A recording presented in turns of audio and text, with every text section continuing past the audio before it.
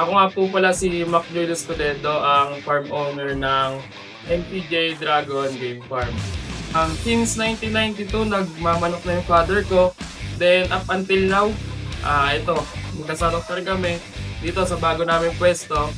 Siguro hilig din po talaga, and actually nakapagtapos po ako ng seaman at nakita mo po ng magandang potential yung pagmamanok.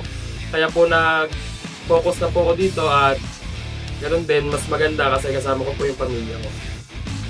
Ang naging problema lang dito ay yung sa sisiw namin. So, yung sa sakit lang, yung actually sipon at halak lang naman yung nagiging problem namin dito due sa change of weather. From tag-ulan, tag-init, kaya nagkakaano yun. Pero na-cope up naman natin.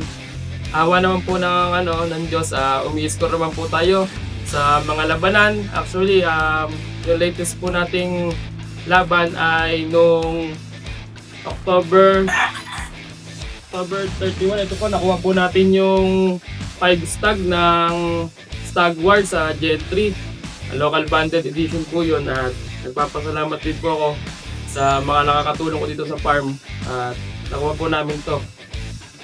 Yung mga bloodline ko po na ginamit nung nakapag-champion po tayo ng Stag War sa Gen 3 ay yung ating mga full show po tayo noon ng ating mga blocks, mga MCJ blocks.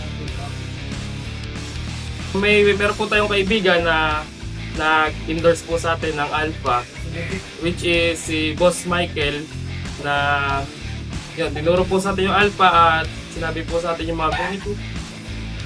Ginamit po natin at naging maganda po yung resulta sa atin, kaya tuloy-tuloy po tayo. Doon po sa dati pong brand na ginagamit namin, pag tinamaan po yung sisiw namin ng sipon at halak, nawawalan po sila ng gana. Yun po ang totoo. Ito po naman, sa Alpha Feeds naman po, kahit po may sipon or halak yung mga sisiw natin, tuloy po yung kanilang yung kain nila. Kumbaga maganda po rin sila kumain kahit meron silang sakit. At nagiging maganda po yung gumagaling sila agad.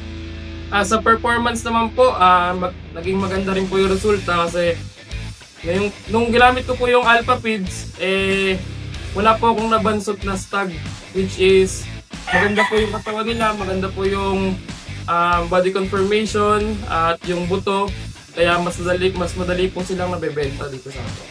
Ang Alpha Feeds po ay highly recommended. Ang masabi ko lang po dyan ay garantisadong maganda ang resulta at abot kayang halaga.